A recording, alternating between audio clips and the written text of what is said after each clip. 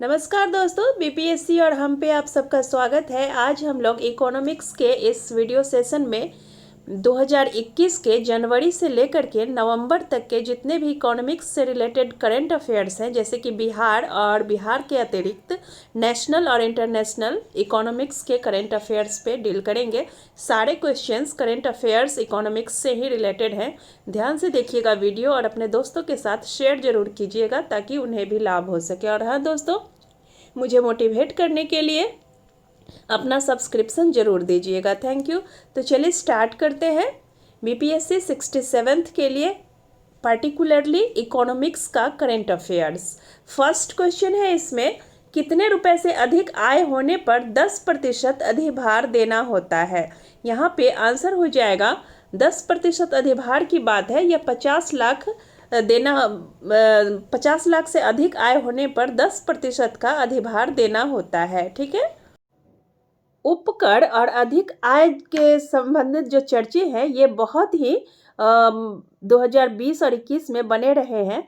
और इसमें क्या किया गया है कि राज्यों की हिस्सेदारी को कम करके 31.4% कर दिया गया है। ठीक है। और पहले यह 36.6% थी, जो कि कम करके 31.4% कर दिया गया है। यार यह जो है उपकर और अधिक आय पर जो कर लगाती है सरकार, यह किस अनुच्छेद के अकॉर्डिंग लगाया जाता है? तो आंसर होगा इसका 270, अनुच्छेद नंबर 270 के अकॉर्डिंग, मतलब आय पर जो कर लगाया जाता है, टैक्स लगाया जाता है, वह अनुच्छेद 270 के अकॉर्डिंग लगाया जाता है। तो यहाँ पे आंसर हो जाएगा 50 लाख रुपए से अधिक आय होने पर 10% अधिभार देना होता है।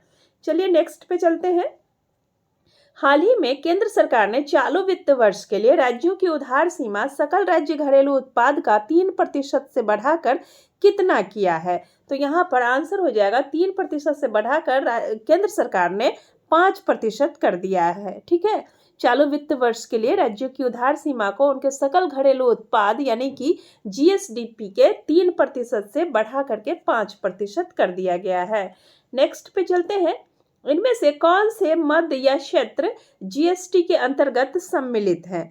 तो जीएसटी के सम्मिलित जो क्षेत्र है वो है इसमें से, यहाँ पर जीएसटी के अंतर्गत अर्थात जिनमें जीएसटी नहीं लागू है वो सब पहले देख लेते हैं। तो जिन पे जीएसटी नहीं लागू है, पेट्रोलियम उत्पाद है, ठीक है, अल्कोहल भी है और रियल एस्टेट भी है और विद्युत भी, अर्थात इन सब पे जीएसटी नहीं लगाया जाता है, इनको जीएसटी से फ्री रखा गया है। ठीक है। और दूसरी बात, एक और यहाँ पे क्वेश्चन बनता है कि जीएसटी किस अनुच्छेद के अकॉर्डिंग लगाया जाता है? तो यहाँ पर 279A के अकॉर्डिंग जीएसटी जो है लगाया जाता है। ठीक है। और यह जीएसटी जो है, जीएसटी परिषद इस अनुच्छेद के अकॉर्डिंग एक संवैधानिक निकाय है और इस पे जीएसटी से संबंधित जितने भी मुद्दे, चाहे वो संघ से संबंधित हो या राज्य सरकार से संबंधित हो, वो सब इसमें किए जाते हैं। ठीक है। तो यहाँ पर जो है कौन से मद या क्षेत्र जीएसटी के अंतर्गत सम्मिलित है? तो यहाँ पे पेट्रोलियम उत्पाद, अल्कोहल, रियल एस्टेट, विद्युत, ये सभी जो है जीएसटी के अंतर्गत नहीं है, इन सब में से कोई भी नहीं है। तो आंसर हमारा ई हो जाएगा, अर्थात उपयुक्त में से कोई नहीं। नेक्स्ट है, वर्ष 2021 में सर्वाधिक एफडीआई प्राप्त करने वाला राज्य कौन सा है? तो सबसे ज्यादा एफडीआई की अगर बात करें तो वर्ष 2021 में सबसे ज्यादा एफडीआई गुजरात को प्राप्त हुआ है। ठीक है, गुजरात को। और यह जो है भारत के एफडीआई में लगभग 10% का उछाल आया है। ठीक है, 10% की बढ़ोतरी हुई है। और लगभग इसमें मतलब कि कितना हुआ है? तो टोटल जो है 81.72 बिलियन डॉलर का एफडीआई प्राप्त हुआ है। ठीक है, 81.72 बिलियन डॉलर का एफडीआई प्राप्त हुआ है। और सबसे ज़्यादा एफडीआई प्राप्त करने वाला राज्य हो गया गुजरात, जिसने ये जो हमारा एफडीआई है इसका कुल मिलाकर के 37% प्राप्त किया है, 37%। ठीक है। तो चलेंगे नेक्स्ट क्वेश्चन पे। हाल ही में किस देश ने फेसबुक के लिब्रा के समान ही अपने देश की मुद्रा को डिजिटल मुद्रा घोषित करने का प्रस्ताव पारित किया है? तो यहाँ पे आंसर हो जाएगा चीनी सेंट्रल बैंक, अर्थात चीन का एक बैंक है, चीनी सेंट्रल बैंक, इसने अपने घरेलू डिजिटल मुद्रा के लिए एक पायलट परीक्षण शुरू किया है, जिसके अनुसार उसने आधिकारिक तौर पर डिजिटल मुद्रा इलेक्ट्रॉनिक भुगतान के रूप में घोषित डिजिटल आरएमडी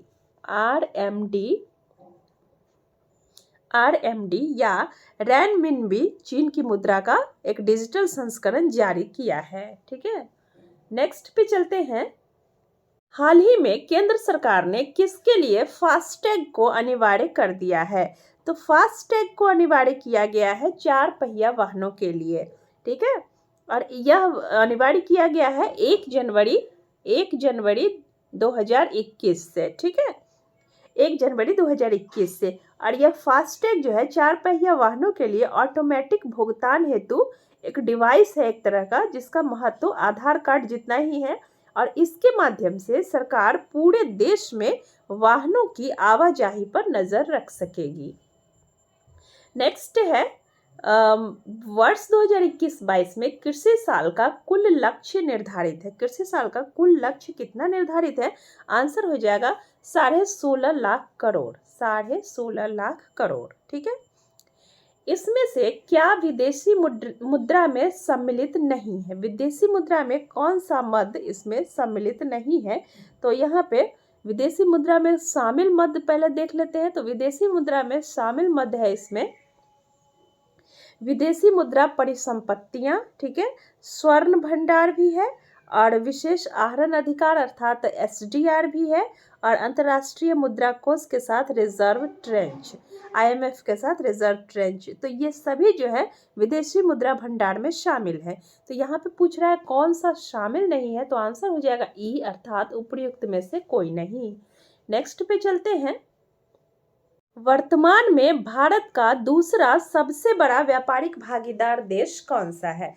तो वर्तमान में भारत की सबसे बड़ी भागीदारी जो है व्यापार के मामले में वह चाइना के साथ है, और इसके बाद अमेरिका का स्थान आता है। अमेरिका जो है सेकंड हो गया, चाइना फर्स्ट पोजीशन पे है भारत से व्यापारिक भागीदारी के मामले में।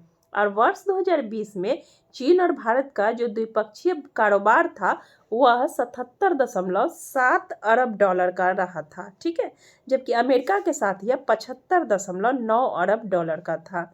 तो इस तरह से इसमें क्या हुआ कि हालांकि इसमें कमी आ रही है, चीन के साथ इतना नहीं था, इससे भी ज़्यादा था। तो हालांकि इसमें कमी आ रही है, लेकिन अभी भी पूरी तरह से ये कम नहीं हो पाया है, और अमेरिका का जो है व्यापार बढ़ते जा रहा है भारत के साथ।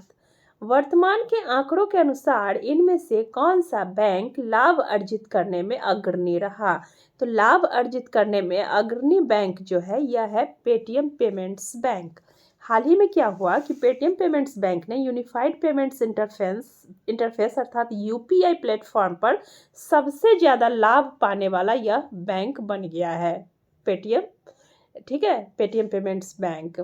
तो इससे देश का सबसे बड़ा बैंक जो है एसबीआई, वह पेटीएम यूपीआई से लेन देन के मामले में हालांकि इससे पीछे ही रहा है। अब है एचएनएस कोड संबंधित है। एचएनएस कोड किससे संबंधित है यह पूछा जा रहा है। तो आंसर हो जाएगा एचएनएस कोड जो है यह जीएसटी रिटर्न से संबंधित है। और एचएनएस कोड का फुल फॉर्म होता है harmonised system of nomenclature, harmonised system of nomenclature. ठीक है, और जीएसटी रिटर्न दाखिल करने के समय इस एचएनएस कोड का उल्लेख करना बहुत ही जरूरी होता है, अनिवार्य कर दिया गया है इसको।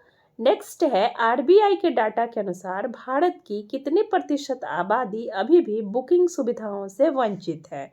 तो बुकिंग सुविधाओं से वंचित जो है भारत की आबादी, वह कुल मिलाकर के 60% भारत की आबादी अभी भी बुकिंग नहीं, बैंकिंग सुविधाओं से वंचित है। ठीक है, नेक्स्ट है देश का पहला डिजिटल बजट कब पारित किया गया है? डिजिटल बजट, तो डिजिटल बजट जो है 2021-22 में पारित किया गया है, और इसे पारित किया है केंद्रीय वित्त मंत्री निर्मला सीतारमण ने 1 फरवरी 1 फरवरी 2021 को, ठीक है। और यह तीसरी बार उन्होंने केंद्रीय बजट पेश किया है और देश का यह पहला डिजिटल बजट है। इस बजट के अनुसार प्रधानमंत्री आत्मनिर्भर स्वास्थ्य भारत योजना के लिए 6 वर्ष में 64.180 करोड़ रुपए व्यय किए जाएंगे। नेक्स्ट है, विश्व में भारत का स्टार्टअप के मामले में स्थान है। स्टार्टअप के मामले में भारत का स्थान विश्व में तृतीय है। भारत चूंकि एक युवा देश है जिसकी 65% जनसंख्या 25 वर्ष से 35 वर्ष की आयु वर्ग के अंतर्गत है और यह जनसांख्यिकी जो है भारत की, यह भारत में स्टार्टअप्स हेतु एक आदर्श वातावरण तैयार करती है। भारत में आज दुनिया का तीसरा सबसे बड़ा स्टार्टअप इकोसिस्टम है। तो भारत में 4000 से अधिक स्टार्टअप्स हैं, जिनमें से 5900 से अधिक स्टार्टअप आईटी के क्षेत्र में ही है। अकेले आईटी के क्षेत्र में 5900 स्टार्टअप्स काम कर रहे हैं। नेक्स्ट है, आत्मनिर्भर रोजगार भारत योजना किस दिन से लागू की गई थी? तो आत्मनिर्भर रोजगार भारत योजना जो है यह अक्टूबर 2020 से लागू की गई थी, ठीक है। और इसको लागू करने का मेन पर्पस जो था, यह कोविड-19 के समय जो आपदा आई थी और उसके चलते मतलब कि लोगों की जो इकोनॉमिक पोजीशन जो है डाउन हो गई थी, तो लोगों की इकोनॉमी को बेहतर बनाने के लिए, उनके जीवन को बेहतर बनाने के लिए इस तरह के प्रयास किए गए थे और इसमें नागरिकों की सामाजिक और आर्थिक सुरक्षा सुनिश्चित करने का प्रयास किया गया था, ठीक है। तो नेक्स्ट चलते हैं, रूपसी हवाई अड्डा जिसको हाल ही में वाणिज्यिक उड़ान के लिए चालू किया गया है, यह हवाई अड्डा किस राज्य में स्थित है? तो रूपसी हवाई अड्डा जो है यह असम में स्थित है और असम में यह द्वितीय विश्व युद्ध के दौरान बनाया गया था और हालांकि यह 1984 से ही बंद था। इसका निर्माण हुआ है कब? द्वितीय विश्व युद्ध, ध्यान में रखिएगा, 1939 में द्वितीय विश्व युद्ध शुरू हुआ है, तो द्वितीय विश्व युद्ध के समय ही इसका निर्माण हुआ था। रूपसी हवाई अड्डा जो कि असम में है उसका, और यह 1984 से ही बंद पड़ा हुआ था, ठीक है। और 8 मई 2021 को फ्लाई मित्र एयरलाइंस की एक वाणिज्यिक उड़ान के उतरने के साथ ही यह चालू हो गया है।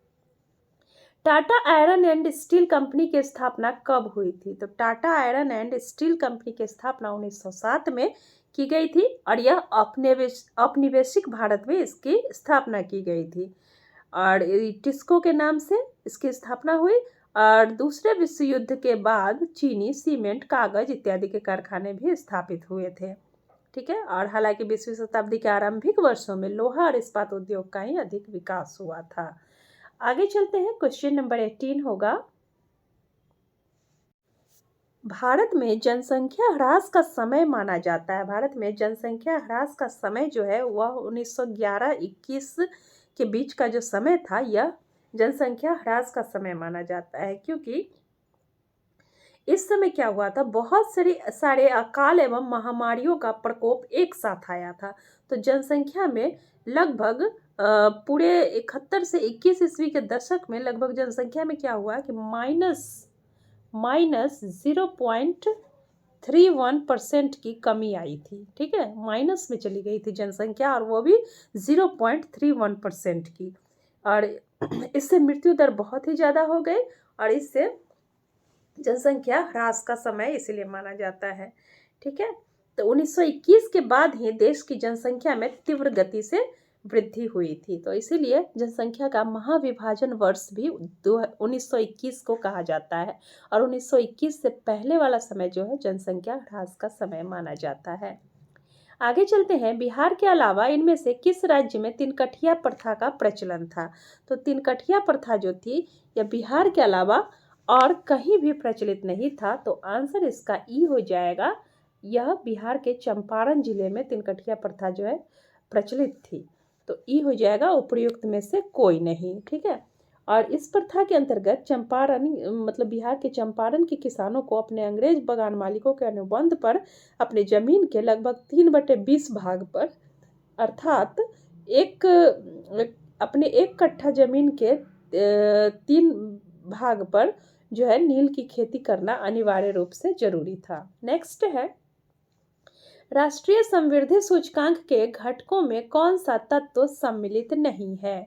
तो इसमें राष्ट्रीय समृद्धि सूचकांक के घटकों में जो है यह कौन सा तत्व सम्मिलित नहीं है। यहाँ पर आंसर हो जाएगा, पहले देख लेते हैं कौन कौन सा तत्व सम्मिलित है। तो इसके अंतर्गत जीडीपी की सॉरी तो राष्ट्रीय समृद्धि सूचकांक के घटकों में शामिल जो तत्व हैं वो है इसमें जीडीपी की वृद्धि दर भी शामिल है, जीवन की गुणवत्ता में सुधार, अपनी सांस्कृतिक विरासत पर आधारित मूल्य प्रणाली का जीवन के प्रत्येक क्षेत्र में प्रयोग करना, यह भी शामिल है, और मौलिक साक्षरता भी शामिल है। अर्थात ये सभी शामिल है। तो आंसर ई हो जाएगा, अर्थात उपयुक्त में से कोई नहीं, अर्थात कोई भी ऐसा तत्व नहीं है जो कि राष्ट्रीय समृद्धि सूचकांक के घटकों में शामिल न हो।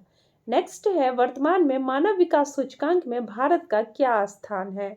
तो इसमें मानव विकास सूचकांक में भारत का स्थान जो है 131वां है। ठीक है, और यह जो है मानव विकास सूचकांक संयुक्त राष्ट्र विकास कार्यक्रम द्वारा 1990 से जारी किया जा रहा है। यह रिपोर्ट राष्ट्रों के मानव संसाधन के संपोषणीय एवं सृजनात्मक विकास के सूचकांकों के आधार पर प्रकाशित की जाती है। तो इसमें वर्तमान में भारत का स्थान 131वां है। 1990 से यह सूचकांक जारी किए जा रहे हैं। समृद्धि या टपकन का रिसाव सिद्धांत का आशय क्या है। तो चलते हैं समृद्धि या टपकन का सिद्धांत। टपकन का सिद्धांत तो आंसर हो जाएगा ए हो जाएगा, यदि अमीर वर्ग की आय बढ़ती है तो स्वतः रिसाव के प्रभाव के कारण गरीब वर्ग की आय बढ़ेगी। ठीक है, नेक्स्ट है, सबसे पहले गरीबी के दुष्चक्र को किसने स्पष्ट किया।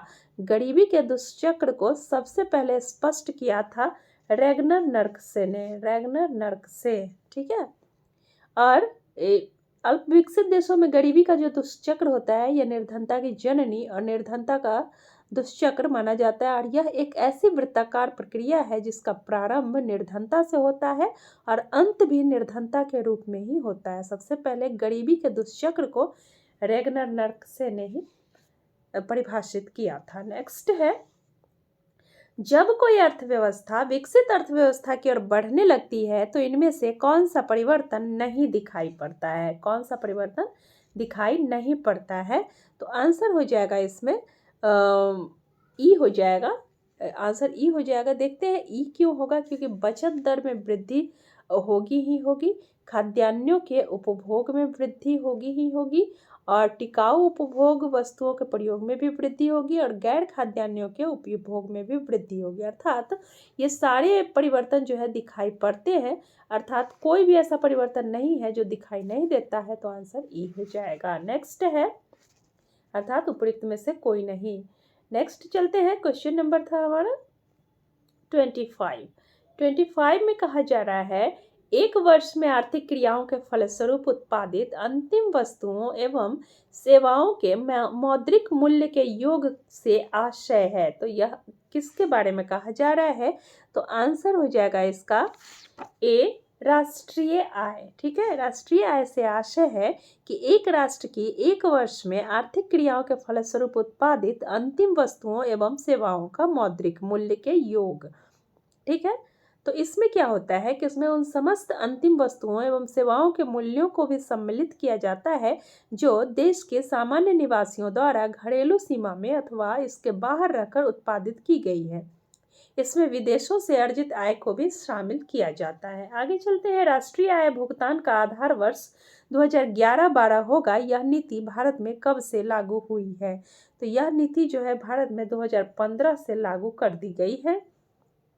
ठीक है, और राष्ट्रीय संबंधी जो आंकड़े होते हैं केंद्र सरकार के सांख्यिकी एवं कार्यक्रम कार्यान्वयन मंत्रालय के केंद्रीय सांख्यिकी कार्यालय ने प्रणव सेन की अध्यक्षता में गठित कमेटी की संस्तुति पर 30 जनवरी 2015 को यह जारी किए थे यह आंकड़े। नेक्स्ट है, स्वतंत्र भारत में प्रथम बार राष्ट्रीय आय का आकलन कब किया गया था। स्वतंत्र भारत में पहली बार राष्ट्रीय आय का आकलन जो है यह किया गया था 1948-49 ईस्वी में। ठीक है, 48-49 ईस्वी में, और इसको 49 में प्रोफेसर पीसी महालनोबिस थे, तो उन्हीं की अध्यक्षता में राष्ट्रीय आय समिति का गठन किया गया था, और इस समिति ने अप्रैल 1951 में वित्तीय वर्ष 1948-49 के लिए देश की राष्ट्रीय आय 8650 करोड़ उस समय राष्ट्रीय आय जो है कितनी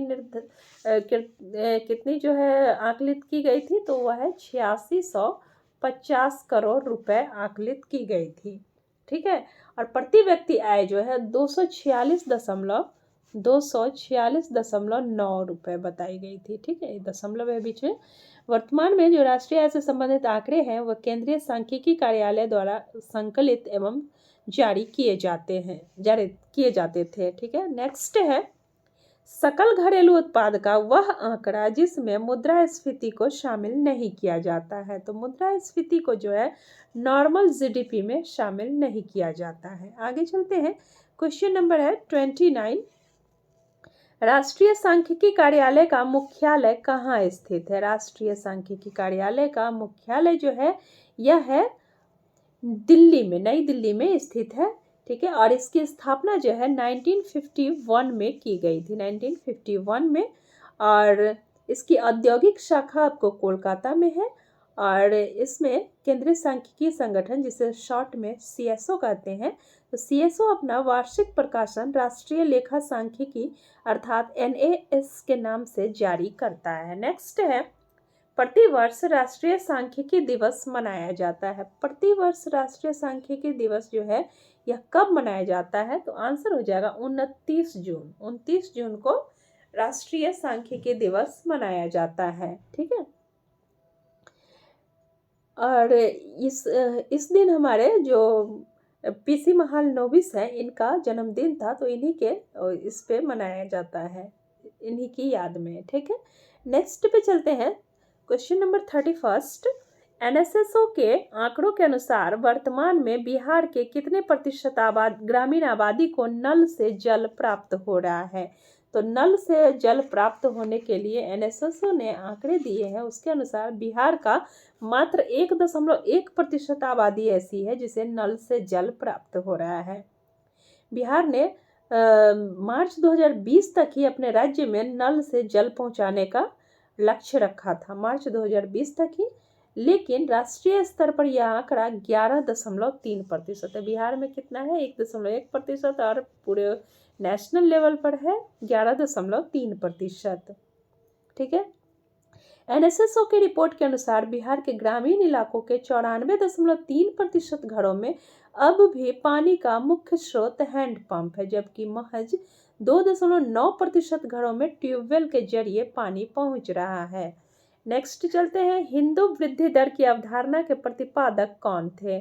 तो हिंदू वृद्धि दर की अवधारणा जो है इसके प्रतिपादक हैं प्रोफेसर राजकृष्णा। इन्होंने 1991 के पहले और स्वतंत्रता के प्रथम 3 दशक के दौरान भारत की वास्तविक आर्थिक वृद्धि दर 3.5% की दर से बढ़ने के कारण इसे हिंदू वृद्धि दर के नाम से भी परिभाषित किया था। आगे चलते हैं, क्वेश्चन नंबर 33। भारत के सर्वप्रथम राष्ट्रीय नियोजन समिति का गठन कब किया गया?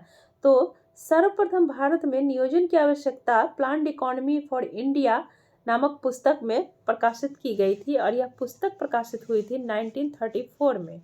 1934 में यह पुस्तक प्रकाशित हुई थी, जिसके लेखक थे सर एम विश्वेश्वरैया। ठीक है, विश्वेश्वरैया। भारत में नियोजन की आवश्यकता और संभावना पर विचार करने के लिए भारतीय राष्ट्रीय कांग्रेस के हरिपुरा अधिवेशन, जो कि 1938 में होता है, 1938 में हरिपुरा अधिवेशन होता है, उसमें एक राष्ट्रीय नियोजन समिति का गठन किया गया था, जिसके अध्यक्ष थे पंडित जवाहरलाल नेहरू। तो यहाँ पर राष्ट्रीय नियोजन समिति का जो है एक क्वेश्चन, इसमें आंसर हो जाएगा भारत के सर्वप्रथम राष्ट्रीय नियोजन समिति का गठन किया गया 1938 ईस्वी में। नेक्स्ट पे चलते हैं, क्वेश्चन नंबर होगा 34। वर्तमान में नीति आयोग के उपाध्यक्ष कौन है? उपाध्यक्ष की अगर बात करें तो नीति आयोग के उपाध्यक्ष है राजीव कुमार। आंसर हो जाएगा बी, राजीव कुमार। और सीईओ अगर पूछा जाए, सीईओ, तो वह हो जाएंगे अमिताभ कांत। नेक्स्ट है, ऊर्जा संक्रमण सूचकांक में वर्तमान में भारत का कौन सा स्थान है? तो ऊर्जा संक्रमण सूचकांक में वर्तमान में भारत का स्थान इसमें 87वां प्राप्त हुआ है। 87th, जो कि हमारे चारों ऑप्शंस में से कहीं भी नहीं है, तो इसमें आंसर हमारा ई हो जाएगा, अर्थात उपयुक्त में से कोई नहीं। हालांकि इस सूचकांक में स्वीडन फर्स्ट पे है और नॉर्वे और डेनमार्क दूसरे पे है। Sweden first, Norway second, Denmark third, ठीक है। और ऊर्जा संक्रमण सूचकांक जो है यह 2021 की दुनिया के शीर्ष देशों में पश्चिमी और यूरोपीय देश ही इसमें शामिल हैं, ठीक है। तो 115 देशों की सूची निकाली गई थी, जिसमें भारत को 87वां स्थान प्राप्त हुआ है। नेक्स्ट है, हाल ही में केंद्र सरकार द्वारा कितने वर्षों के लिए जल मार्ग उपयोग शुल्क को माफ कर दिया गया है? तो इसमें आंसर हो जाएगा, जल मार्ग उपयोग शुल्क को 3 वर्षों के लिए माफ कर दिया गया है। हाल ही में पोत परिवहन मंत्रालय द्वारा 3 वर्षों के लिए जल मार्ग उपयोग शुल्क को माफ किया है। और भारत में नौगम्य जल मार्गों की कुल लंबाई जो है 14,500 किलोमीटर है, जिसमें नदियां, नहरें इत्यादि शामिल हैं। आगे चलते हैं। हाल ही में केंद्र सरकार द्वारा किस पत्तन की स्थापना की स्वीकृति दी गई है? तो केंद्र सरकार द्वारा वघावन पत्तन की स्थापना की स्वीकृति दी गई है। वघावन पत्तन जो है यह कंपनी अधिनियम के तहत एक कारपोरेट पत्तन के रूप में स्थापित किया गया था। चिदम्बरनार पत्तन पर डायरेक्ट पोर्ट एंट्री की भी सुविधा प्रारंभ हो गई है। नेक्स्ट है, राष्ट्रीय रेल योजना के तहत कब तक रेलवे का 100% विद्युतीकरण करने की योजना है? तो रेलवे का 100% विद्युतीकरण किया जाएगा 2024 तक, ठीक है। इसमें इस योजना के तहत विजन 2023 लाया गया है, जिसके प्रमुख अवयव हैं वर्ष 2023 तक रेलवे का 100% विद्युतीकरण, भीड़ भाड़ वाले मार्गों की मल्टी ट्रैकिंग etc। नेक्स्ट है, शून्य बजट प्रणाली का प्रचलन भारत में कब से माना जाता है? शून्य बजट, तो शून्य बजट प्रणाली जो है यह भारत में 1985 से माना जाता है, जिसमें गत वर्ष के व्यय का कोई उल्लेख ही नहीं होता है। शून्य बजट में पिछले वर्ष में क्या खर्च किए गए हैं इसके बारे में कोई उल्लेख नहीं होता है। और शून्य बजट प्रणाली के पीछे ये तर्क दिया जाता है कि जो व्यय गैर योजना व्यय के रूप में विकास कार्यों में किए जाते हैं उनका पूंजी निर्माण में कोई योगदान नहीं होता है। शून्य बजट प्रणाली का सर्वप्रथम प्रयोग यूएसए में किया गया था और भारत में यह 1985 में शुरुआत हुई थी इसकी। नेक्स्ट है, ग्रीन शूट्स संकेत करता है। ग्रीन शूट्स, तो ग्रीन शूट्स जो है यह किस चीज के लिए संकेत करता है? आंसर हो जाएगा, मंदी की स्थिति में सुधार को यह संकेतित करता है, ठीक है। जिसमें अगर किसी देश या क्षेत्र में मान लो कि मंदी आ गई, तो उसके बाद जो मंदी के बाद जो देश की अर्थव्यवस्था में सुधार के यदि संकेत मिलते हैं तो उसे ग्रीन शूट्स की संज्ञा दी जाती है। आगे है, स्वतंत्र व्यापार के जनक कौन है? तो स्वतंत्र व्यापार के जनक हैं एडम स्मिथ, ठीक है, एडम स्मिथ। और स्वतंत्र व्यापार है क्या? तो स्वतंत्र व्यापार वह नीति है जिसके अंतर्गत अंतर्राष्ट्रीय व्यापार अथवा देशों के मध्य वस्तुओं के आदान प्रदान पर कोई रोक नहीं होता है, ठीक है। आगे चलते हैं, क्वेश्चन नंबर 42। हाल ही में लॉन्च किया गया उभरते सितारे फंड क्या है? तो उभरते सितारे फंड जो है यह निर्यातकों की सहायता के लिए बनाया गया एक प्रकार का फंड है, जिसमें निर्यातकों को मदद करना है, ठीक है। इसका मेन उद्देश्य निर्यातकों की मदद करना है और यह शुरू किया गया है इंडिया एक्सिम बैंक और सिडबी दोनों के द्वारा मिल करके, ठीक है। और सेबी में इसका रजिस्ट्रेशन भी हो चुका है। तो उभरते सितारे फंड निर्यात से जुड़ी जितनी भी यूनिट्स हैं इसमें इक्विटी जैसी किसी भी टूल के माध्यम से निवेश करेगा। इसमें मैन्युफैक्चर या सर्विस सेक्टर दोनों क्षेत्रों के निर्यात उन्मुखी इकाइयां शामिल होंगी। आगे है क्वेश्चन नंबर 43, भारत का सबसे बड़ा क्रूड पाम ऑयल निर्यातक देश कौन सा है? तो क्रूड पाम ऑयल का निर्यातक जो है यह है मलेशिया, ठीक है। मलेशिया जो है इंडोनेशिया को पीछे छोड़कर 2020-21 में भारत का सबसे बड़ा क्रूड पाम ऑयल निर्यातक देश बना है। इसकी वजह क्या है? तो इसकी वजह है इंडोनेशिया ने पाम ऑयल शिपमेंट पर $438 प्रति टन निर्यात शुल्क लगा दिया, जबकि मलेशिया ने $90 प्रति टन शुल्क लगाया। तो जिस तरफ सस्ता रहा उसका बढ़ गया। नेक्स्ट है, संयुक्त राष्ट्र सामाजिक आर्थिक परिषद का सदस्य भारत को किस अवधि के लिए बनाया गया है? तो भारत को इसके लिए पूरे 2 वर्ष की अवधि दी गई है और वह 2 वर्ष है 2022 और 24 की। ठीक है, और यह संयुक्त राष्ट्र की 6 मुख्य अंगों में से एक है। कौन सा? सामाजिक आर्थिक परिषद। ठीक है, और सतत विकास के 3 प्रमुख क्षेत्रों जैसे आर्थिक, सामाजिक और पर्यावरणीय क्षेत्र में विकास को आगे बढ़ाने के लिए 54 सदस्यीय आर्थिक एवं सामाजिक परिषद को संयुक्त राष्ट्र का एक मुख्य अंग माना जाता है। इसकी स्थापना कब हुई थी? 1945 में। ठीक है, 54 सदस्य होते हैं संयुक्त राष्ट्र की सामाजिक आर्थिक परिषद में। नेक्स्ट है, हाल ही में जारी किया गया ई फाइलिंग पोर्टल क्या है? तो ई फाइलिंग पोर्टल जो है यह करदाताओं की सुविधाओं के लिए बनाया गया एक पोर्टल है जिसे 7 जून 2021 को जारी किया गया है। 7 जून 2021 को। ठीक है, 7 जून 2021 को।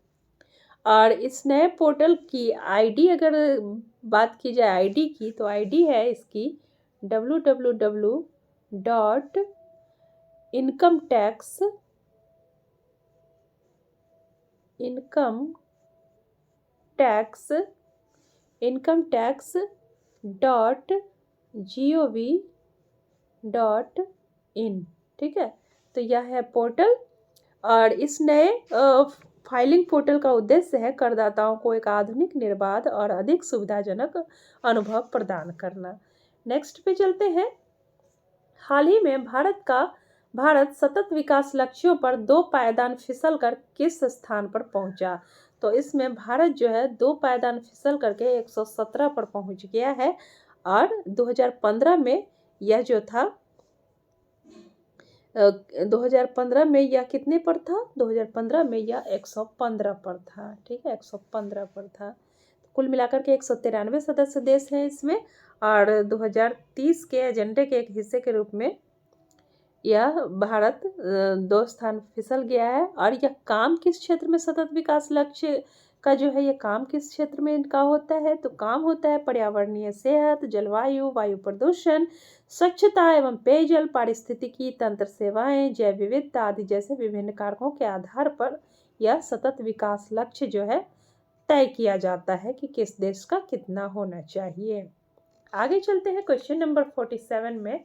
किस अधिनियम के अंतर्गत राजकोषीय घाटे को कम करने हेतु वित्तीय अनुशासन की एक संरचना स्थापित की गई है? आंसर हो जाएगा FRBM अधिनियम के अंतर्गत राजकोषीय घाटे को कम करने हेतु वित्तीय अनुशासन की एक संरचना स्थापित की गई है, जिसके अंतर्गत इस अधिनियम के तहत सरकार द्वारा राजकोषीय घाटे को 31 मार्च 2021 तक सकल घरेलू उत्पाद अर्थात GDP के 3% तक सीमित करने का लक्ष्य शामिल किया गया है। आगे है, सरकार द्वारा सामान्यतया अपने घाटे की पूर्ति किस से ऋण लेकर की जाती है? तो किस से लेती है सरकार?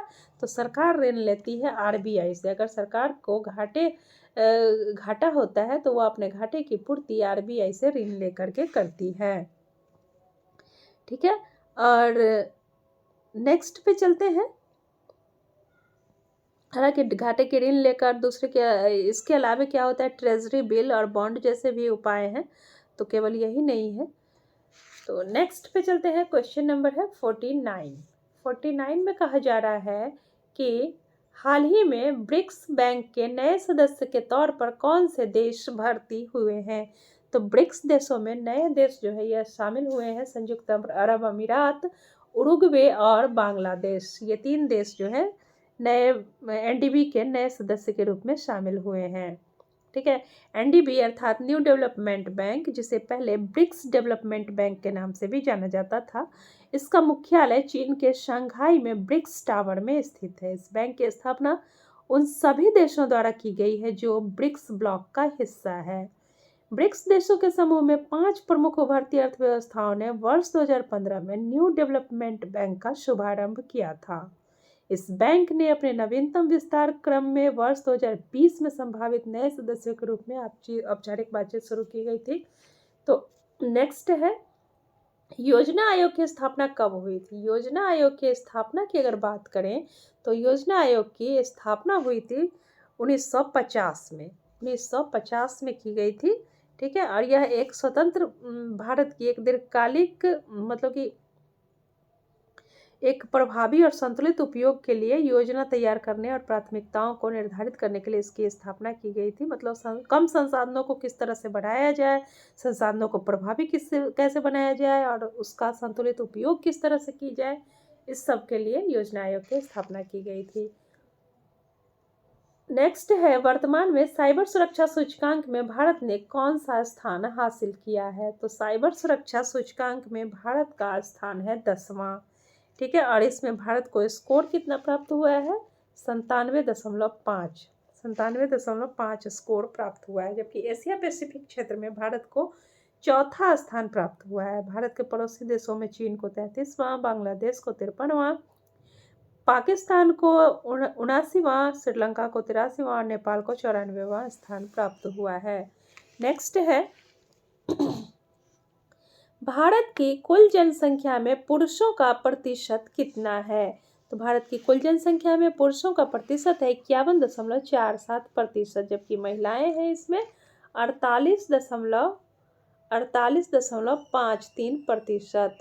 ठीक है, और 0 से 6 वर्ष में जो है 13.59% लोग हैं, और 6 वर्ष से ऊपर में 86.41% है। आगे है, भारत में कृषि संगणना कितने वर्षों पर की जाती है? तो कृषि संगणना जो है प्रत्येक 5 वर्ष पर की जाती है। आंसर हो जाएगा डी। और यह संगणना किसके द्वारा आयोजित की जाती है? तो यह कृषि मंत्रालय के कृषि, सहकारिता और कृषक कल्याण विभाग द्वारा प्रत्येक 5 वर्ष पर किया जाता है। मतलब पहली कृषि जनगणना जो है व्यापक रूप से 1970-71 में आयोजित की गई थी। 1970-71 में। ठीक है, आगे चलेंगे। पीएम आशा किस क्षेत्र से संबंधित है? पीएम आशा जो है यह कृषक क्षेत्र से संबंधित है। प्रधानमंत्री अन्नदाता आय संरक्षण अभियान। पीएम आशा का अर्थ है प्रधानमंत्री अन्नदाता आय संरक्षण अभियान, और इसका उद्देश्य है किसानों हेतु उनकी उपज के लिए पारिश्रमिक मूल्य सुनिश्चित करना। आगे है, निम्नलिखित में से कौन सा कथन असत्य है? तो असत्य कथन चुनने के लिए सबसे पहले यह देखेंगे कि सत्य कौन सा है। तो सत्य इसमें है, G20 के गठन की घोषणा G7 के वित्त मंत्रियों की बैठक के दौरान की गई थी। सब ये सही है। G20 के सदस्य देश वर्तमान में वैश्विक सकल घरेलू उत्पाद का लगभग 85% सृजित करते हैं। सही है। और G20 देशों की वैश्विक व्यापार में लगभग 75% की भागीदारी है, यह भी सही है। और कनाडा G7 का 7वां सदस्य देश है, तो यह भी सही, अर्थात सभी सही है। तो इसमें आंसर हो जाएगा 55 का ई, अर्थात उपर्युक्त में से कोई नहीं। तो मतलब कि कोई भी गलत नहीं है, सभी सही हैं। नेक्स्ट है, प्रथम विधिवत जनगणना आयुक्त कौन थे? विधिवत जनगणना जब हुई थी तो उसके विधिवत आयुक्त कौन बनाए गए थे? तो आंसर हो जाएगा WC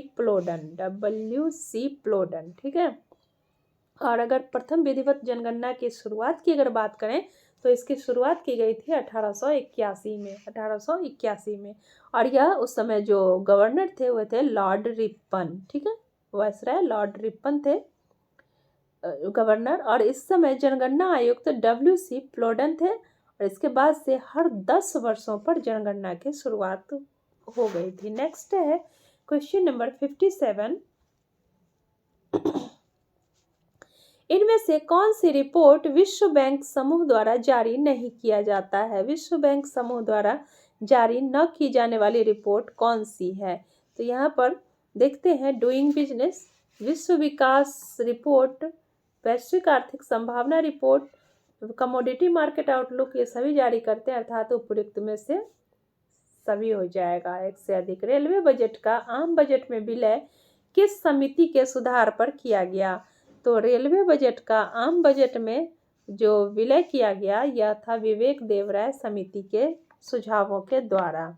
ठीक है, और यह किया गया 2017-18 में, अभी हाल ही में यह विलय किया गया है।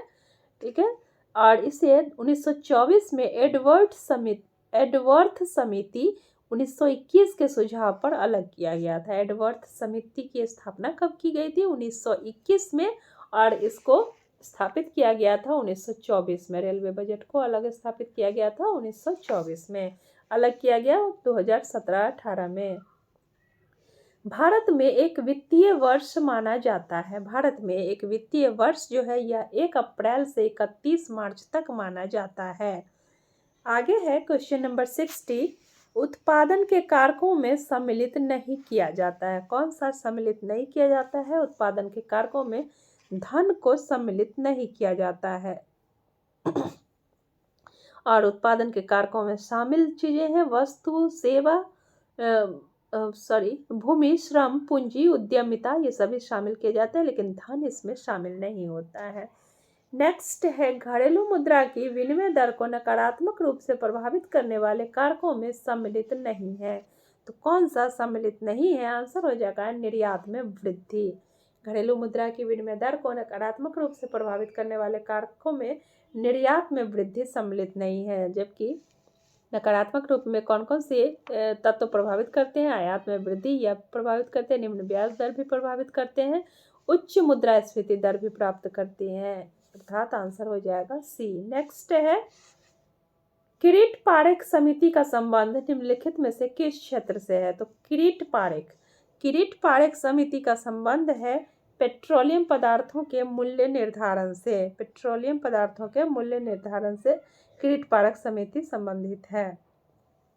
नेक्स्ट है क्वेश्चन नंबर 63। प्रसाद योजना का संबंध किस क्षेत्र से है? प्रसाद योजना, तो प्रसाद योजना का संबंध है वानिकी और मत्स्य के क्षेत्र से। वानिकी और मत्स्य के क्षेत्र से संबंधित है।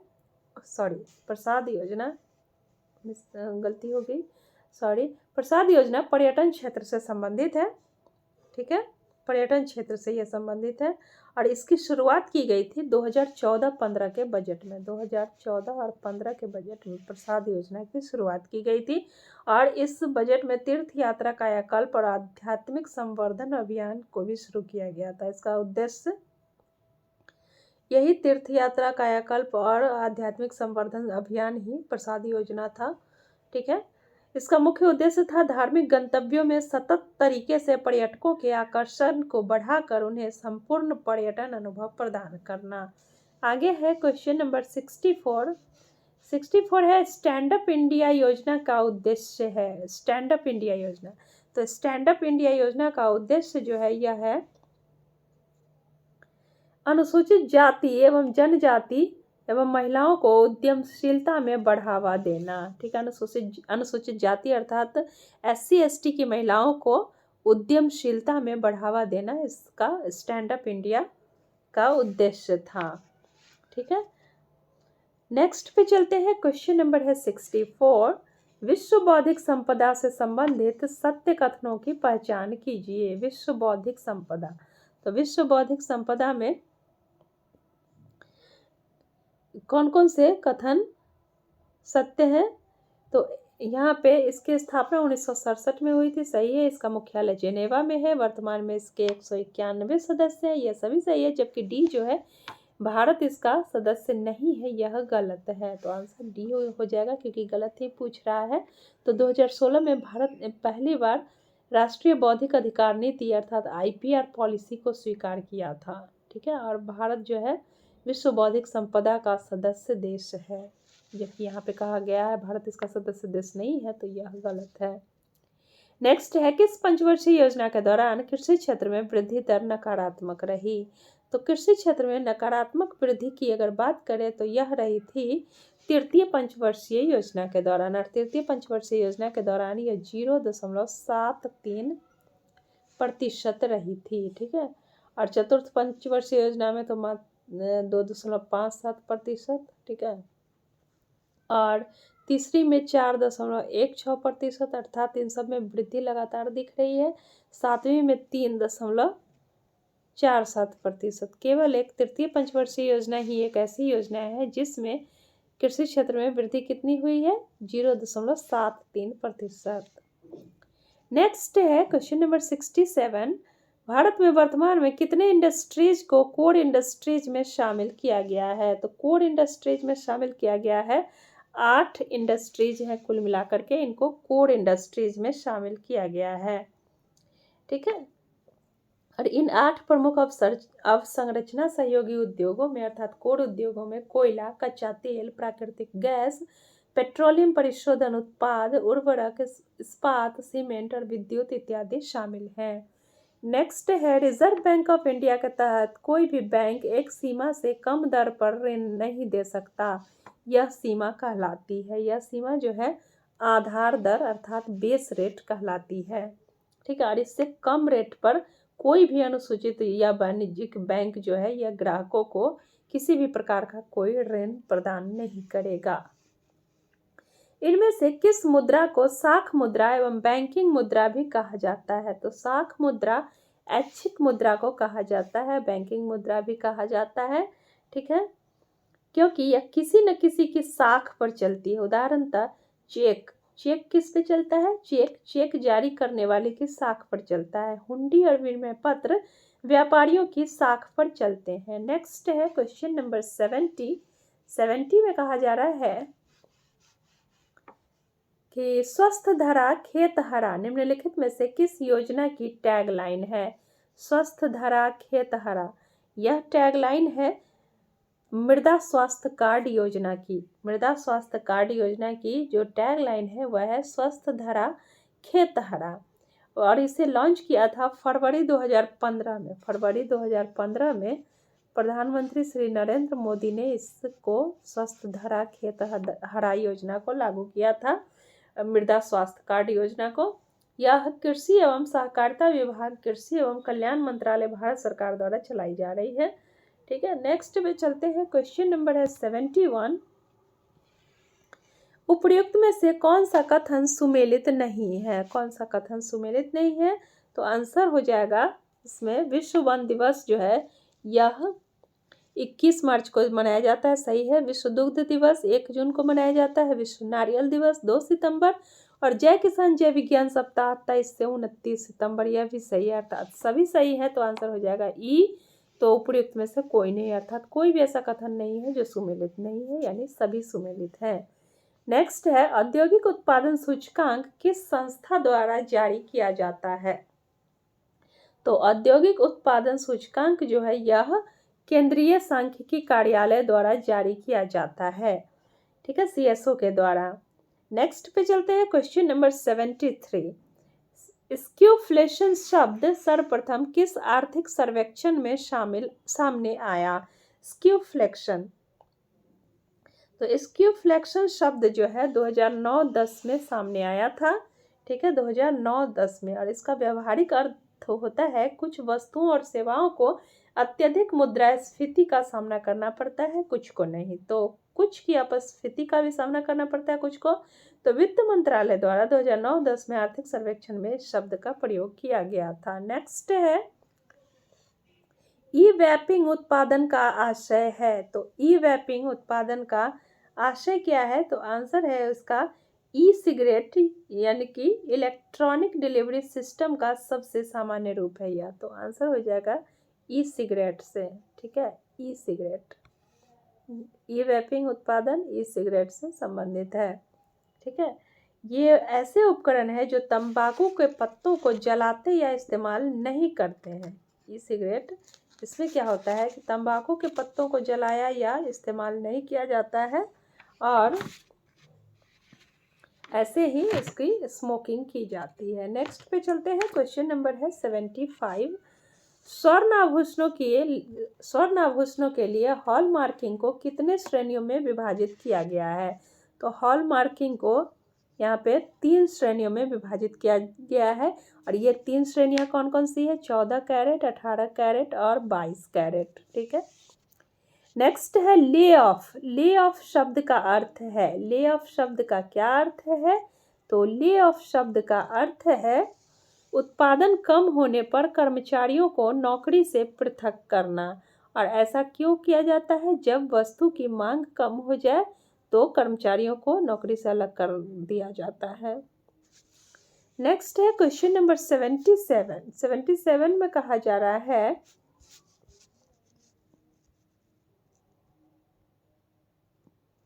रंगराजन समूह द्वारा पोषण स्तर के लिए ग्रामीण क्षेत्रों में प्रतिदिन प्रति व्यक्ति प्रोटीन की आवश्यकता का माप है। तो इसमें प्रतिदिन प्रति व्यक्ति प्रोटीन की आवश्यकता का माप कितना है? आंसर हो जाएगा 48 ग्राम। रंगराजन समूह ने यह माप दिया था कि 48 ग्राम ग्रामीण क्षेत्रों में पोषण के लिए प्रतिदिन प्रति व्यक्ति प्रोटीन की आवश्यकता है। ठीक है, तो ग्रामीण क्षेत्र में अगर कैलोरी में, ये तो ग्राम में हो गया 48 ग्राम, और अगर कैलोरी में बात करें तो 2155 किलो कैलोरी, और शहरी क्षेत्र में 2090 कैलोरी। किलो कैलोरी नहीं, कैलोरी। ठीक है, कैलोरी, यह भी कैलोरी ही होगा। नेक्स्ट है question number 78। World population prospectus 2015 के अनुसार कब तक भारत की जनसंख्या चीन से अधिक हो जाने का अनुमान लगाया गया है? तो चीन से अधिक हो जाने का अनुमान लगाया गया है 2028 तक। 2028 ईस्वी तक भारत की जनसंख्या चीन से अधिक हो जाएगी, और यह अनुमान लगाया है वर्ल्ड पॉपुलेशन प्रोस्पेक्टस 2015 के अकॉर्डिंग। नेक्स्ट है क्वेश्चन नंबर 79। 2011 की जनसंख्या के अनुसार कितने प्रतिशत लोग शहरी क्षेत्र में निवास करते हैं? तो शहरी क्षेत्र में निवास करने वाले लोगों की कुल संख्या है 31.2%। ठीक है, और शेष जो है, शेष 68.8% यह ग्रामीण क्षेत्रों में निवास करती है। नेक्स्ट है 2011 की जनगणना के अनुसार, जनसंख्या के अनुसार किस राज्य का जनसंख्या घनत्व सर्वाधिक है? तो आंसर इसमें हो जाएगा बी, बिहार की जनसंख्या घनत्व सर्वाधिक है। नेक्स्ट है 2011 के पूर्व देश में कब सामाजिक, आर्थिक और जातीय गणना की गई थी? सामाजिक, आर्थिक और जातीय गणना की गई थी वर्ष 1934 में। ठीक है, वर्ष 1934 में की गई थी सामाजिक, आर्थिक और जातीय गणना, और इससे पहले 1934 में, और उसके बाद है 2011 वाली जो जनसंख्या है, यह भी सामाजिक, आर्थिक और जातीय गणना ही है, और यह पूर्णतः कागज रहित गणना थी, अर्थात पेपरलेस। ट्राइफेड की स्थापना कब की गई थी? ट्राइफेड, तो ट्राइफेड की स्थापना जो है यह 1987 ईस्वी में की गई थी। ठीक है, ट्राइफेड का फुल फॉर्म क्या है? तो tribal cooperative marketing development federation of India limited. इसकी स्थापना 1987 में हुई थी, और इसका मुख्य उद्देश्य क्या है? तो यह है जनजातीय लोगों का शोषण करने वाले निजी व्यापारियों से छुटकारा दिलाना, और उनके द्वारा तैयार की गई वस्तुओं का अच्छा मूल्य दिलाना। ऑपरेशन फ्लड का संबंध है, ऑपरेशन फ्लड का संबंध है दुग्ध उत्पादन से। यहाँ पे ध्यान दीजिएगा, फ्लड का अर्थ बाढ़ तो होता है, लेकिन यहाँ पे पानी या बाढ़ से नहीं होगा, अर्थात जबकि दूध से होगा। श्वेत क्रांति भी कहा जाता है। दूध उत्पादन में अगर तेज वृद्धि देखी गई तो उसको श्वेत क्रांति भी कहा जाता है। 1964-65 में देश में सघन पशु विकास प्रोग्राम चलाया गया, जिसके अंतर्गत धवल क्रांति अथवा श्वेत क्रांति लाने के लिए पशु मालिकों को पशुपालन के सुधरे तरीकों का पैकेज प्रदान किया गया। बाद में श्वेत क्रांति के जनक की गति को तेज करने के लिए ऑपरेशन फ्लड प्रारंभ किया गया।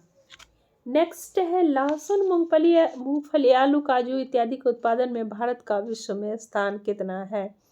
तो इसमें भारत का स्थान है प्रथम। लहसुन, मूंगफली, आलू, काजू इत्यादि के उत्पादन में। ठीक है, आगे चलते हैं। क्वेश्चन नंबर है 85 कहा जा रहा है पॉलिटिकल अर्थमेटिक नामक पुस्तक के लेखक कौन है? तो पॉलिटिकल अर्थमेटिक के लेखक जो है सर विलियम पेरी है, सर विलियम पेरी। नेक्स्ट पे चलते हैं। क्वेश्चन नंबर है 86।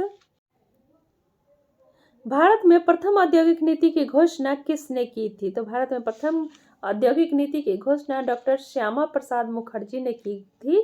ठीक है, और यह घोषित की गई थी 1948 में और डॉक्टर श्यामा प्रसाद मुखर्जी के द्वारा। उस समय श्यामा प्रसाद मुखर्जी जो थे यह उद्योग मंत्री थे। ठीक है, और यह स्वतंत्रता के पश्चात देश की प्रथम औद्योगिक नीति थी। नेक्स्ट है प्रधानमंत्री जन आरोग्य योजना के अंतर्गत कितने अस्पतालों को पैनल में अभी तक शामिल किया गया है? तो पैनल में शामिल किए जाने वाले कुल अस्पताल जो हैं, जो कि प्रधानमंत्री जन आरोग्य योजना के अंतर्गत आते हैं, तो वे हैं आपको 20,000 अस्पताल इसके अंतर्गत आ चुके हैं। नेक्स्ट है, तपेदिक को कब तक समाप्त करने का लक्ष्य रखा गया है। तपेदिक को समाप्त करने का लक्ष्य जो है यह 2025 तक का लक्ष्य रखा गया है। इसके लिए टीबी हारेगा देश जीतेगा नामक अभियान की भी शुरुआत की गई है। निर्भीक योजना, निर्भीक योजना का संबंध किससे है?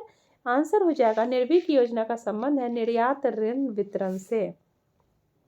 ठीक है, निर्भीक योजना निर्यात ऋण वितरण से संबंधित है। बजट 2020-21 में वित्त मंत्री ने घोषणा की कि सरकार एक निर्भीक योजना लाने जा रही है जिसके तहत निवेशकों को लोन दिया जाएगा, अर्थात यह निर्यात ऋण विकास से संबंधित होगा और इस लोन को अगले 5 वर्षों में 100 लाख करोड़ रुपए का निवेश कराने का टारगेट है। नेक्स्ट है क्वेश्चन नंबर 90, छोटी सिंचाई परियोजनाओं के तहत कितने हेक्टेयर भूमि को सम्मिलित किया जाता है। छोटी परियोजनाएं सिंचाई परियोजना के तहत जो है 2000 हेक्टेयर तक की भूमि को शामिल किया जाता है। ठीक है, तो इसमें छोटी सिंचाई परियोजना में हो गई 2000, बड़ी सिंचाई में हो जाएगा 10,000 हेक्टेयर से अधिक, मध्यम सिंचाई योजना में हो जाएगा 2000 हेक्टेयर से 10,000 हेक्टेयर के बीच। नेक्स्ट है, राजकोषीय उत्तरदायित्व एवं बजट प्रबंधन अधिनियम 2003 में भारत के सकल घरेलू उत्पाद से ऋण उत्पाद को किस वर्ष तक 40% के लक्ष्य स्तर पर लाने का लक्ष्य निर्धारित है। आंसर हो जाएगा ए 2024-25। नेक्स्ट, वर्तमान में देश में कुल कितने राष्ट्रीय राजमार्ग हैं, राष्ट्रीय जल मार्ग हैं। तो कुल मिलाकर के जल मार्गों की संख्या वर्तमान में 111 है, 111 है। ठीक है, आंसर नेक्स्ट है, भारत का प्रथम पेमेंट बैंक किस कंपनी द्वारा स्थापित किया गया है। प्रथम पेमेंट बैंक, तो भारत का प्रथम payment bank Airtel payment commerce है, एयरटेल एम कॉमर्स। ठीक है, और इसके द्वारा एयरटेल ने पेमेंट बैंक की शुरुआत की है और रिजर्व बैंक ने 2015 में अपने एक आदेश के द्वारा 11 पेमेंट बैंकों की स्वीकृति दी थी।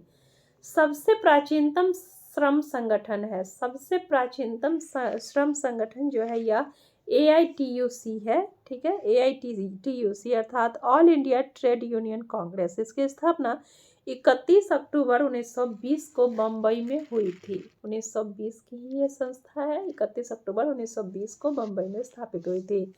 नेक्स्ट है क्वेश्चन नंबर 95, गोपीनाथ बोरदोलाई अंतर्राष्ट्रीय हवाई अड्डा कहाँ स्थित है। गोपीनाथ बोरदोलाई, तो यह स्थित है गुवाहाटी में। सांविधिक तरलता अनुपात की न्यूनतम सीमा कब समाप्त की गई। सांविधिक तरलता अनुपात की न्यूनतम सीमा जो है यह 2007 में समाप्त कर दी गई है, 2007 में। ठीक है, और 1949 में बैंकिंग नियमन अधिनियम के तहत इसकी न्यूनतम सीमा जो थी यह 25% निर्धारित थी। हालांकि अब 2007 से तो यह समाप्त ही कर दी गई है। तो भारत में कुल कितने टकसाल हैं। भारत में कुल मिलाकर के टकसालों की अगर बात करें तो 4 हैं और ये टकसालें हैं मुंबई, कोलकाता, हैदराबाद और नोएडा में। नेक्स्ट है क्वेश्चन नंबर 98, विश्व के सर्वाधिक घनी आबादी वाले शहरों में दिल्ली का स्थान है। घनी आबादी वाले शहरों में दिल्ली का स्थान है 7वां। ठीक है, 7वां। कोलकाता 8वें स्थान पर है और मुंबई जो है यह 6ठे स्थान पर है। प्रथम स्थान पर अगर बात करें तो टोक्यो है, या जापान का टोक्यो जो है सर्वाधिक घनी आबादी के मामले में प्रथम स्थान पर है। अपना मुंबई 6ठे, दिल्ली 7वां और कोलकाता 8वें स्थान पर। नेक्स्ट है, आज़ादी पूर्व राष्ट्रीय नियोजन समिति के अध्यक्ष कौन थे। तो आज़ादी पूर्व राष्ट्रीय नियोजन समिति के अध्यक्ष पंडित जवाहरलाल नेहरू थे और इन्होंने भारतीय राष्ट्रीय कांग्रेस में 1938 में राष्ट्रीय नियोजन समिति का गठन जो किया गया था उसके ये अध्यक्ष बने थे। नेक्स्ट है, सड़क मार्ग की लंबाई के आधार पर भारत में प्रथम स्थान किस राज्य का है। तो सड़क मार्ग की लंबाई के आधार पर भारत में प्रथम स्थान जो है यह महाराष्ट्र का है, महाराष्ट्र का। और इसमें सड़क यातायात का लगभग 85% हिस्सा जो है मतलब कि चारों यातायात में सड़क यातायात का 85% हिस्सा है और माल ढुलाई यातायात में 76%। रुपए की परिवर्तनीयता का क्या तात्पर्य है? तो रुपए की परिवर्तनीयता का तात्पर्य है रुपए को अन्य प्रमुख मुद्राओं और अन्य प्रमुख मुद्राओं को रुपए में मुक्त रूप से परिवर्तित करके देने की अनुमति। नेक्स्ट है, आज़ादी से लेकर अब तक कितने बार रुपए का अवमूल्यन किया जा चुका है? तो आज़ादी से लेकर के अब तक जो है 3 बार रुपए का अवमूल्यन किया जा चुका है। एक किया गया 1949 में, 1949 में, उसके बाद 66 में, उसके बाद 1991 में रुपए का अवमूल्यन किया जा चुका है। नेक्स्ट है क्वेश्चन नंबर 103। एसडीआर को आईएमएफ की मुद्रा के रूप में कब अपनाया गया? तो एसडीआर को आईएमएफ की मुद्रा के रूप में 1969 में अपनाने का निर्णय लिया गया था। ठीक है, निर्णय लिया गया था और 1970 में इसे अपनाया गया था। ठीक है, तो व्यवहार में एसडीआर के सिक्के या नोट चलन में नहीं होते हैं, तो इसे केवल आईएमएफ एफबी से केवल अपने हिसाब के बही खाते में इसको रखता है। नेक्स्ट है, किसी भी देश को अवमूल्यन से लाभ तभी मिलेगा जब, कब लाभ मिलेगा? तो जब आंतरिक कीमतों में स्थिरता रहे, निर्यात की वस्तु की उपलब्धता पूर्ण हो, आयातित एवं निर्यातित वस्तुओं की मांग एवं आपूर्ति लोचदार हो और अन्य देश भी अवमूल्यन न करे, तभी जाकर के किसी भी देश के अवमूल्यन से उसे लाभ मिलेगा, किसी भी देश को अवमूल्यन से लाभ मिलेगा। तो आंसर हो जाएगा ई, अर्थात उपयुक्त में से एक से अधिक। नेक्स्ट है, अदृश्य मदों में सम्मिलित है। अदृश्य मदों में क्या क्या सम्मिलित है? तो आंसर हो जाएगा बैंक एवं वित्तीय संस्थाएं, बीमा कंपनी, इंजीनियर्स, डॉक्टर्स इत्यादि की सेवाएं, जहाज रानी से प्राप्त आय, ये सभी जो है अदृश्य मदों में शामिल है। आंसर हो जाएगा ई, अर्थात उपयुक्त में से एक से अधिक। नेक्स्ट है, भारत का विश्व के उद्यमशीलता परितंत्र में कौन सा स्थान है? तो उद्यमशीलता परितंत्र में भारत का 3रा स्थान है। ठीक है, और इस मामले में ब्राजील और दक्षिण कोरिया से भारत आगे है। निम्नलिखित में से असत्य कथनों की पहचान कीजिए। असत्य कथन कौन से हैं? तो आंसर इसमें देख लेते कौन से असत्य हैं। ऋण माफी बाजार को नकारात्मक रूप से प्रभावित करती है, सही है। आंशिक लाभार्थियों की तुलना में पूर्ण लाभार्थियों के लिए औपचारिक ऋण के हिस्से में कमी आती है, सही है। ऋण माफी केवल उसी स्थिति में लाभदायक हो सकती है जब लाभार्थी वास्तव में संकटग्रस्त हो, अर्थात यह भी सही है। और 2008 में सरकार द्वारा की गई ऋण माफी उत्पादकता या खपत में सुधार करने में महत्वपूर्ण योगदान दिया, यह गलत है, अर्थात डी ही आंसर हो जाएगा क्योंकि गलत पूछा जा रहा है। नेक्स्ट है क्वेश्चन नंबर 108। तो 108 जो है, प्रधानमंत्री सम्मान निधि योजना के तहत किसानों की सुविधा हेतु कौन सा लिंक शुरू किया गया है?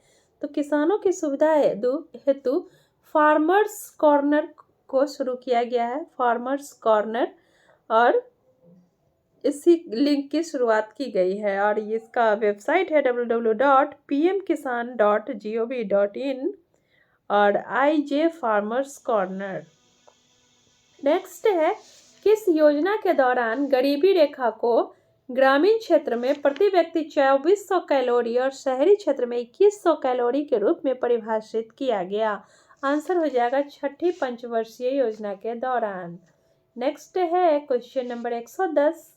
110 में कहा जा रहा है कि देश में फेमा कब से प्रभावी हुआ? तो फेमा प्रभावी होने की अवधि जो है यह 2003 है। जीडीपी पर कैपिटा के आधार पर सबसे पहले स्थान पर कौन सा देश है? जीडीपी पर कैपिटा, तो इसके आधार पर सबसे पहले स्थान पर है कतर। निम्नलिखित में से कौन सा कथन सत्य है? सत्य कथन चुनना है। नेफेड की स्थापना 1958 में हुई थी। नेफेड की स्थापना जो है यह 1958 में हुई थी, सही है। और नेफेड का उद्देश्य कृषि उत्पादों के सहकारी विपणन को बढ़ावा देना है, यह भी सही है। बाजार में प्रचलित मांग और पूर्ति की शक्तियों द्वारा निर्धारित मूल्य बाजार मूल्य कहलाता है, सही है। और नेफेड द्वारा आवश्यक कृषि मशीनरी वितरित की जाती है। तो यह भी सही है, अर्थात सभी सही है, अर्थात आंसर हो जाएगा उपयुक्त में से एक से अधिक। नेक्स्ट है, इनमें से कौन सी योजना गाडगिल योजना के नाम से भी जानी जाती है? गाडगिल योजना चौथी पंचवर्षीय योजना को कहा जाता है। ठीक है, और यह चौथी पंचवर्षीय योजना का कार्यकाल रहा था 1969 से 74 तक के बीच का। ठीक है, इसे गाडगिल योजना के नाम से जाना जाता है। इसका मूल उद्देश्य जो था स्थिरता के साथ आर्थिक विकास और आत्मनिर्भरता की अधिकाधिक प्राप्ति। नेक्स्ट है, राज्य के प्रत्यक्ष करों में सम्मिलित नहीं है। राज्य के प्रत्यक्ष करों में कौन कौन से मद निम्नलिखित में सम्मिलित नहीं है? आंसर हो जाएगा ए, पूंजी लाभ कर। पूंजी लाभ कर जो है यह केंद्र सरकार के प्रत्यक्ष कर हैं। ठीक है, प्रत्यक्ष करों में सम्मिलित नहीं है। जबकि भू राजस्व, कृषि आय पर कर, पथ कर इत्यादि राज्य सरकार के प्रत्यक्ष कर हैं। ठीक है, तो ये जो है पूंजी लाभ कर यह केंद्र सरकार का प्रत्यक्ष कर है, जबकि ये बाकी सब जो है राज्य सरकार का प्रत्यक्ष कर है। इनमें से कौन से प्रधानमंत्री कभी भी वित्त मंत्री नहीं रहे हैं?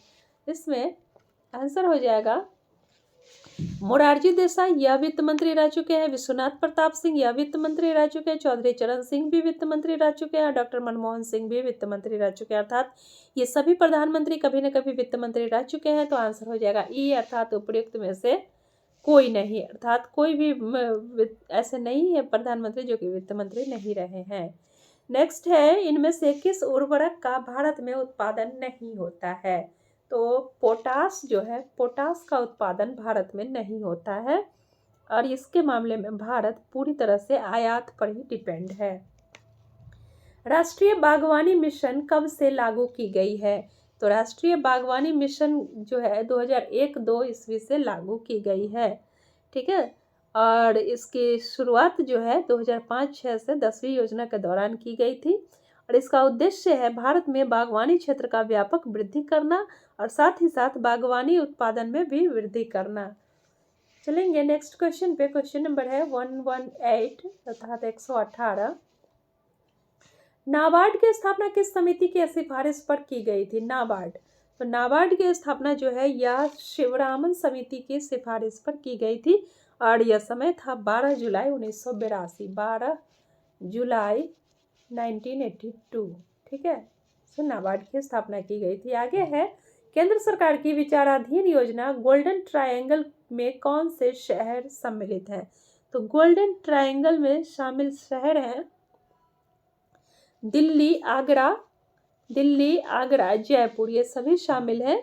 तो इसमें एक त्रिभुज बनाने वाला एक आकार बनता है, और उसी में ये सारे शहर आते हैं।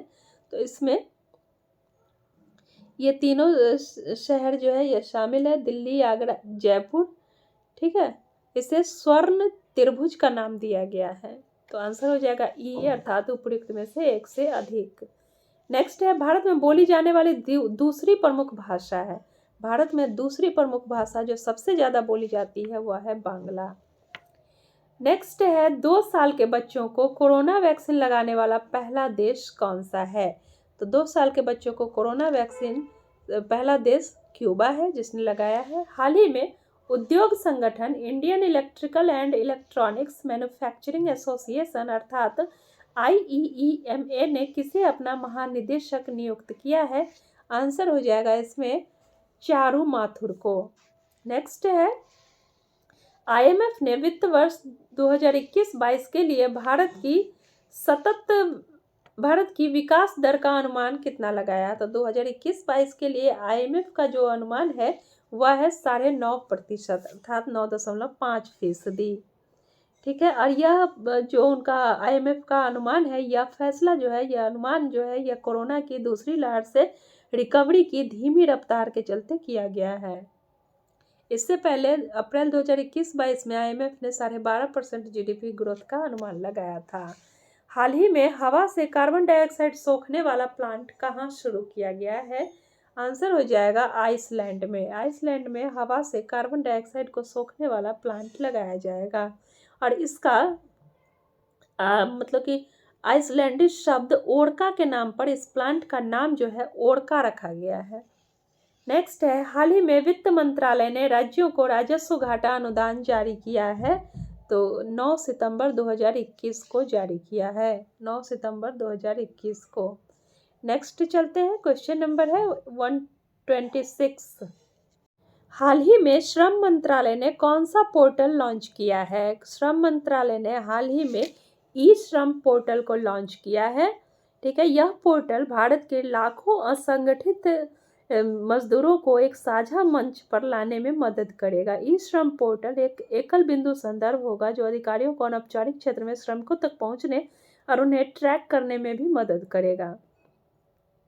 ठीक है, और इसमें शामिल कौन कौन से होंगे? तो प्रवासी श्रमिक, निर्माण श्रमिक, गीग और प्लेटफॉर्म श्रमिक, घरेलू कामगार, रेहड़ी पट्टी वाले, कृषि श्रमिक और असंगठित कामगारों के ऐसे अन्य उपसमूह इसमें शामिल होंगे। नेक्स्ट है, हाल ही में institute of economic growth society के नए अध्यक्ष बने हैं। तो नए अध्यक्ष इसमें NK सिंह बनाए गए हैं, institute of economic growth society के अध्यक्ष। वैश्विक नारियल उत्पादन में भारत का योगदान है, वैश्विक नारियल उत्पादन में भारत का योगदान है 34%। नेक्स्ट है, ई रूपी क्या है? ई रूपी, तो ई रूपी जो है डिजिटल भुगतान का एक मतलब कि नकदी रहित, संपर्क रहित व्यवस्था है, और इसके उपयोग से, ई रूपी के उपयोग से डिजिटल QR कोड, SMS से प्राप्त ई वाउचर के माध्यम से भुगतान किया जा सकेगा। इस भुगतान व्यवस्था के उपयोगकर्ता कार्ड, डिजिटल भुगतान ऐप या इंटरनेट बैंकिंग के बिना भी वाउचर के जरिए सेवा प्रदाताओं को भुगतान कर सकेंगे। भारतीय राष्ट्रीय भुगतान निगम NPCI ने वित्तीय सेवा विभाग, स्वास्थ्य और कल्याण मंत्रालय और राष्ट्रीय स्वास्थ्य प्राधिकरण के सहयोग से UPI प्लेटफॉर्म पर इसे विकसित किया है। ठीक है,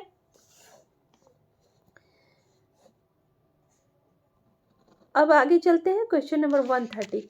थोड़ा सा वीडियो लंबा हो गया है तो ध्यान, पैसेंस रखिएगा प्लीज़, क्योंकि इसको थोड़ा सा डील करना भी जरूरी है, इकोनॉमिक्स से क्वेश्चन है।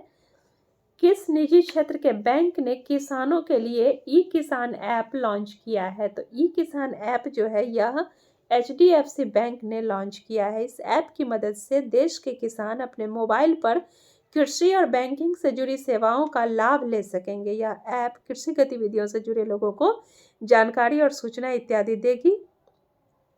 इसके अलावा यह किसानों को कई वैल्यू एडेड सर्विस भी उपलब्ध कराएगा, जैसे कि बीज की वैरायटी पर जानकारी, SMS एडवाइजरी, ई पशु हाट, किसान TV इत्यादि।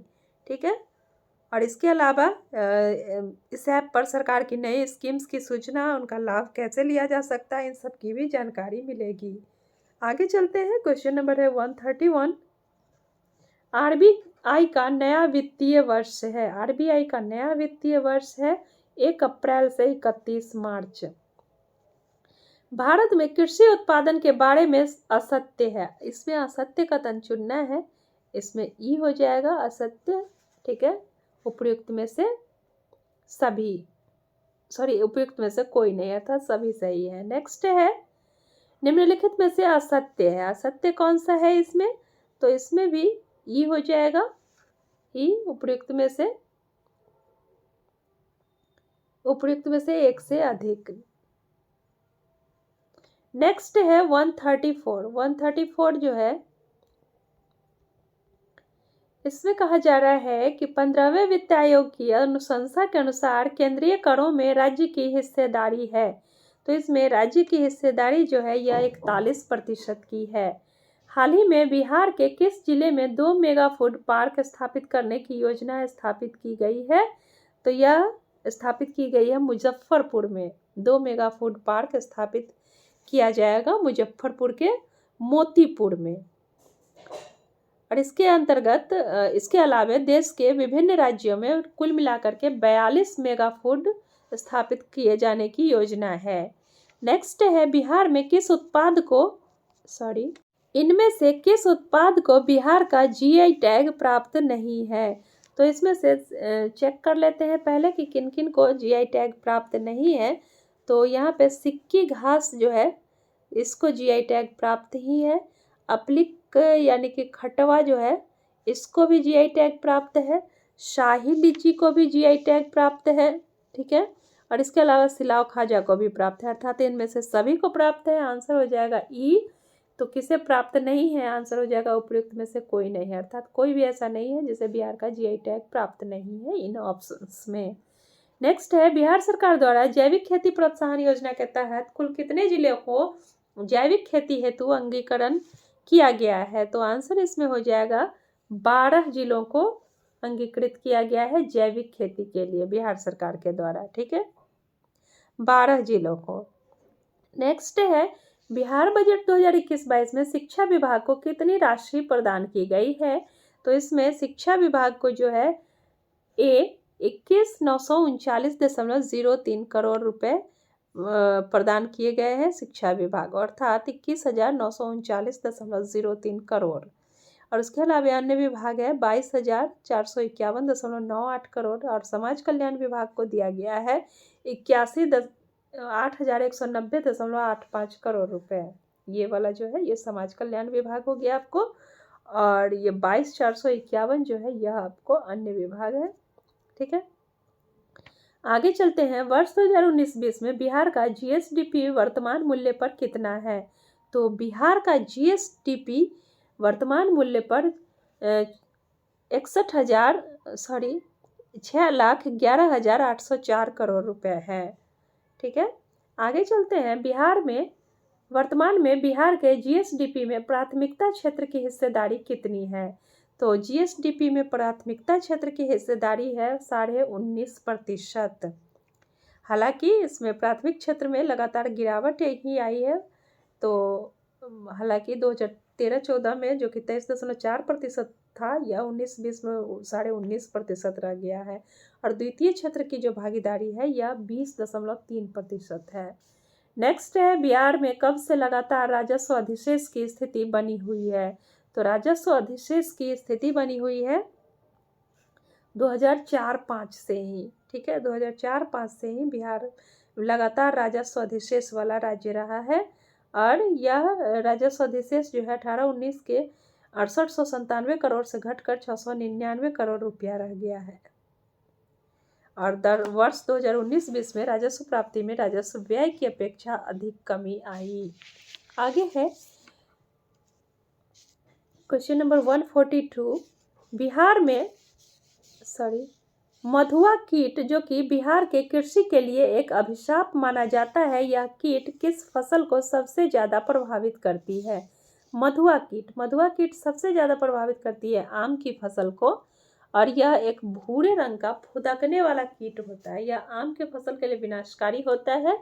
बिहार सरकार के कृषि विभाग द्वारा हाल ही में आम की मधुआ कीट का प्रबंधन संबंधी प्रावधान जारी किया गया है।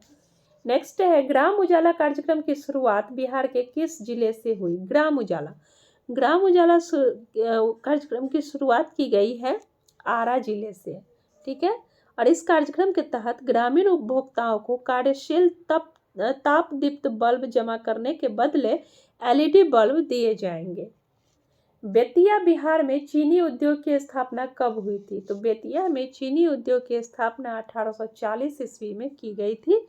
ठीक है, और 1818 में, ये 1818 है, सूती वस्त्र उद्योग की इसमें स्थापना की गई थी, और 1832 में कागज उद्योग की, और चीनी उद्योग की सबसे पहले स्थापना 1840 में बेतिया में की गई थी। नेक्स्ट है, वर्तमान में बिहार में प्रति व्यक्ति बिजली की खपत कितनी है? तो प्रति व्यक्ति बिजली की खपत वर्तमान में जो है यह 332 किलोवाट पर आवर है। नेक्स्ट है क्वेश्चन नंबर 146 है, बिहार में कुल कितने राष्ट्रीय राजमार्ग हैं? बिहार में कुल मिलाकर के राष्ट्रीय राजमार्गों की संख्या 58 है, अर्थात 58 है। इनकी कुल लंबाई इसकी 2020 तक 5475 किलोमीटर थी। ठीक है, 5475 किलोमीटर, जो कि 2005 में कितनी हो गई है? 1940 किलोमीटर। 1940 किलोमीटर। ठीक है, 1940 किलोमीटर रह गई, किलोमीटर अधिक है। पिछले 15 वर्षों में 30 और राष्ट्रीय राजमार्ग राज्य में जुड़ गए हैं। नेक्स्ट है, बिहार के जैविक गलियारे में कौन एक जिला शामिल नहीं है? तो जैविक गलियारे में शामिल जिला गोपालगंज नहीं है। कोसी जल विद्युत परियोजना का निर्माण कब हुआ था? तो कोसी जल विद्युत परियोजना का निर्माण 1965 में हुआ था। और कोसी जल विद्युत परियोजना वर्तमान बिहार राज्य की एकमात्र जल विद्युत परियोजना है। इस बहुउद्देशीय परियोजना का निर्माण नेपाल तथा भारत के सहयोग से 1965 में किया गया है। बिहार मृदा दिवस कब मनाया जाता है? बिहार मृदा दिवस जो है यह 5 दिसंबर को मनाया जाता है। ठीक है, बिहार मृदा दिवस 5 दिसंबर को मनाया जाता है। बिहार नहीं होगा यहाँ पे, सॉरी, 5 दिसंबर से याद आया, बिहार नहीं है, विश्व मृदा दिवस होगा। विश्व मृदा दिवस जो है 5 दिसंबर को मनाया जाता है। और इसमें जो है मृदा के सुरक्षा और संरक्षण के उपाय इसमें किए जाते हैं, क्योंकि मृदा को भोजन, कपड़े, आश्रय और चिकित्सा सहित 4 आवश्यक जीवित कारकों का स्रोत माना गया है। ठीक है, और इसलिए मिट्टी के नुकसान के बारे में जागरूकता बढ़ाने के लिए 5 दिसंबर को विश्व मृदा दिवस अर्थात वर्ल्ड सॉइल डे मनाया जाता है। हाल ही में बिहार के किस जिले में निकेल खनन के लिए हरी झंडी दी गई है? निकेल खनन, तो निकेल खनन के लिए हरी झंडी दी गई है रोहतास में। ठीक है, रोहतास में पोटास, क्रोमियम, निकेल इत्यादि के भंडार मिले हैं। ठीक है, रोहतास में क्रोमियम और निकेल की भारी मात्रा मिली है। औरंगाबाद में आपको, औरंगाबाद और गया में पोटास की मात्रा काफ़ी मात्रा में मिली है। इसीलिए भारत सरकार ने विशेषकर बिहार सरकार को माइनिंग की हरी झंडी दे दी है। तो ये थे आज के इकोनॉमिक्स से रिलेटेड करंट अफेयर्स के पूरे साल भर के सारे क्वेश्चंस एक ही वीडियो में। तो ध्यान से देखिएगा, अपने दोस्तों के साथ शेयर भी कीजिएगा, और वीडियो पसंद आया हो तो चैनल को सब्सक्राइब करके मुझे मोटिवेट भी कीजिएगा। तो थैंक यू दोस्तों, मिलते हैं फिर से कोई स्पेसिफिक या किसी विषय से संबंधित या फिर टॉपिक से संबंधित किसी खास वीडियो में। तब तक के लिए देखते रहिए बीपीएससी और हमको। धन्यवाद।